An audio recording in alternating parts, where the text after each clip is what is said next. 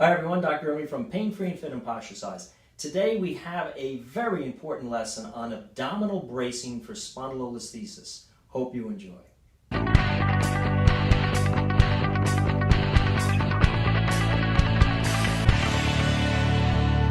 So abdominal bracing, which is tightening the stomach muscles, the abdominal muscles, as if you're about to receive a punch to the stomach to protect yourself, is often taught for patients with spondylolisthesis by doctors, by physical therapists, and also personal trainers to try to increase the strength or endurance and stability of the core in the lower back. Unfortunately, most of the time, unless specific postural issues are addressed, abdominal bracing is taught in an incorrect manner, which actually leads to more dysfunction and more spondylolisthesis pain in the long run. Now, what I mean by that is most people have a unique postural habit or movement tendency that's not symmetrical. Many of us have a tendency to hold one hip slightly higher than another. Or when we move, like when we lunge, one hip will have a tendency to swing up on one side more than another. Certain muscles have become more overactive, strength on one side, weakness on another.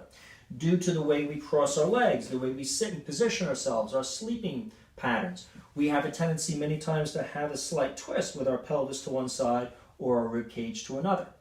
We also many times would have a habit because of arm positions to tighten one latissimus muscle, which is the lat muscle, the lat dorsi that runs from our shoulder to our lower back. That muscle has a tendency to tighten and extend or increase the arch of the lower back, which if you've taken any of our other videos or exercise descriptions in the past on the channel, you know extension or overarching of the back irritates spondylolisthesis. Many people have a tendency to stand or walk with one foot out, which has a tendency to cause the hip to come up and causes the rib cage to lean in on that side, compressing the disc and the facet joint on the side of spondylolisthesis and overstretching on the other. All these asymmetrical patterns many times lead to pain. Some patients will have sway back posture where the hips are held more forward than the rib cage. That has a tendency to create a translatory shearing stress on the vertebra and aggravate spondylolisthesis. So if you're just training the abdominal muscles with planks or crunches or sit-ups, or abdominal bracing where you're tightening your abs but not thinking about your alignment patterns first, what you're doing is you're tightening your abs in a way so as to hold that dysfunctional pattern. Unless you purposely correct that pattern and push that hip down or derotate your torso or pull your pelvis back, or in the case of a lot of people with an anterior pelvic tilt where they have the tailbone higher than the pubic bone, unless you tuck that tailbone under to a comfortable degree, you're going to be strengthening the abs, which attach your rib cage to your pelvis, to hold that asymmetrical posture. And if you're using that to then do something physical, such as to bend, to stoop, to lift, your spine's going to be held with a lot of strength in that asymmetrical pattern, thus placing possible injurious stresses on your facet joints, your discs, and your other soft tissues associated with spondylolisthesis. So to begin with, you need to have a good body analysis, a mechanical analysis on your lower back, on your legs, on your hips, to figure out where your asymmetries are. You can learn that at either the Posture Size or painfreeandfit.com websites. We have a free body analysis there. Check out where your asymmetries are. Learn how to hold yourself in a neutral position. If you have a tendency to have your tailbone go higher than your pubic bone, you need to know how much tail under tension is comfortable to hold a more neutral spine position.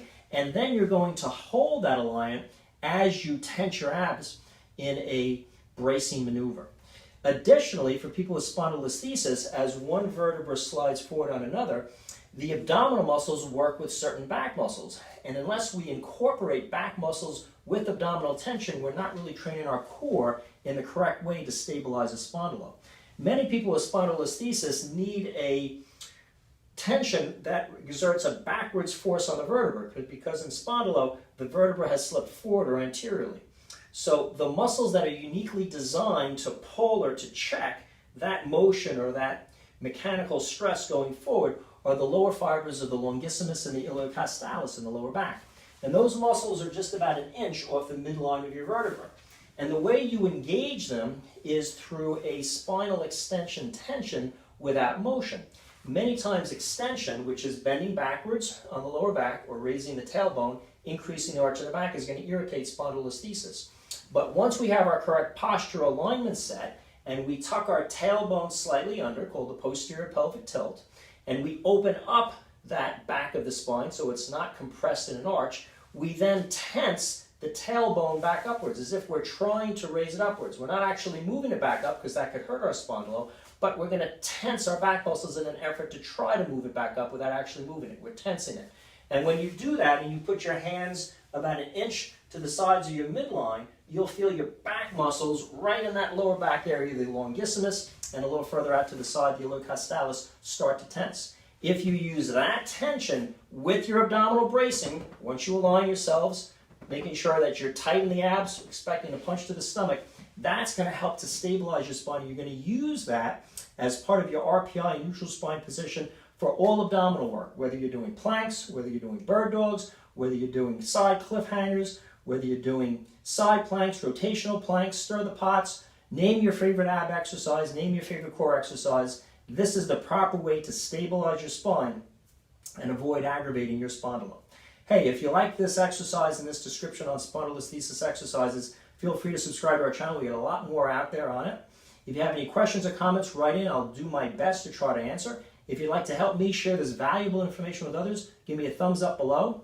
If you're looking for a unique program that's designed to take your spondylolisthesis and make it more stable and get it back into condition to be able to get out of pain, stimulate your body's healing mechanism, get back into sports and activities without aggravating your spondylolisthesis, check out our Fast Track Spondylolisthesis program at painfreeandfit.com. It's got all the analysis that you need in there for not only alignment issues, but also postural stability and muscular stability issues for spondylo. It's got stretches, it's got nutrition, it's got conditioning exercises, pain relief exercises, endurance and strengthening exercises, all tailored to your specific unique problem, so you can take your spondylolisthesis from being quite out of shape all the way back into doing the activities you want. I hope this exercise series on abdominal bracing for spondylolisthesis increases your stability and helps with your lower back pain.